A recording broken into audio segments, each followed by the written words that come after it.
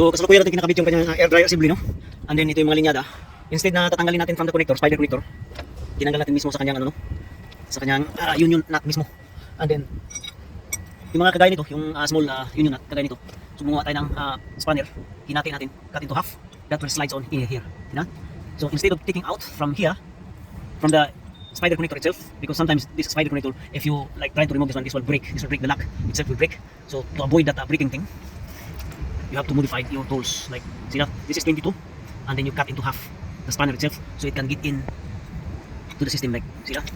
So that's the way you do it. Like if you see these things here, see that. So it can get in easily without removing from the spider connector. No?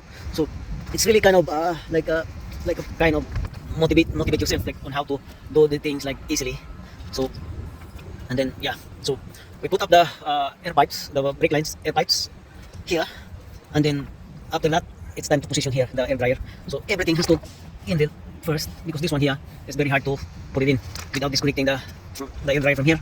So you kind of put like a assembly, like a whole lot, put it together, and then yeah, before you do the under chassis job, you need to have the jack stand over there, and then the hydraulic jack also is having to assist just in case. No?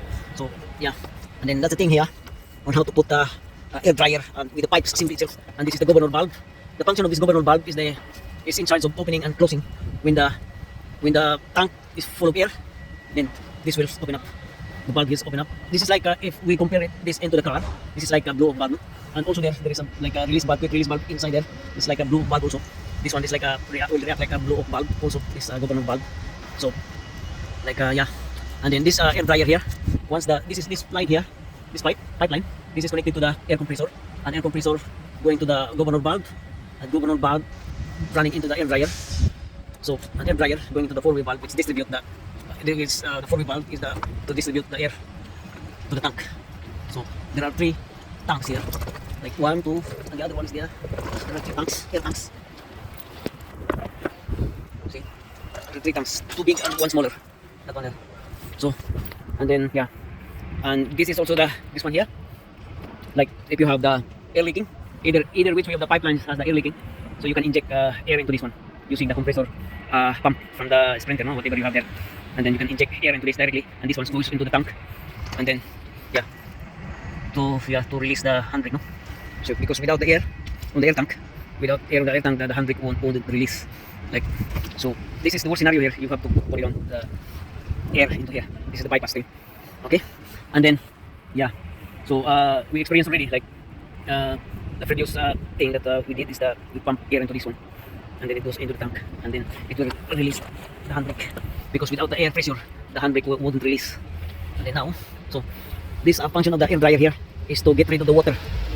Of course, when you're pumping air, compressor pumping air, and it's cold, so it has the condensation, no? Like a moisture. So the moisture will pick up here on the air dryer. That's the purpose of it. Moisture goes into here, air dryer, and this has to be like here connector here. This has to be like the heater, so to prevent from the moisture. So, but now it's being being condemned. No? They don't put heater in here now. So yeah, this is a big thing. Yeah, obviously this is being hit by the curb, and then that's the thing that we're doing here. Okay, so this one here, here down to connect. This is also from the governor side. Dan Thomas, no? Dan yan? The mirror. Okay. Okay. So we down to connect here. This is also called the bypass air pressure. Bypassing air pressure. Okay. And that one here is the quick release valve. Okay. Okay. Oh la la. There are 3 bolts. Okay. Up it down. What's next? So one that is done, put the 2 bolts here that's holding the 4-way valve, and then reconnect the top pipelines, and then that's it. Okay. So I'd like to introduce my tools that is modified. Okay. So for that is to bring down. That's the modified tools here. Okay. Yeah. And this one here. is the drain valve. Like plug, drain valve. So just to remove water or whatever. So, okay. And that's it. Okay. Done tama siya? Yeah, okay. Done yan?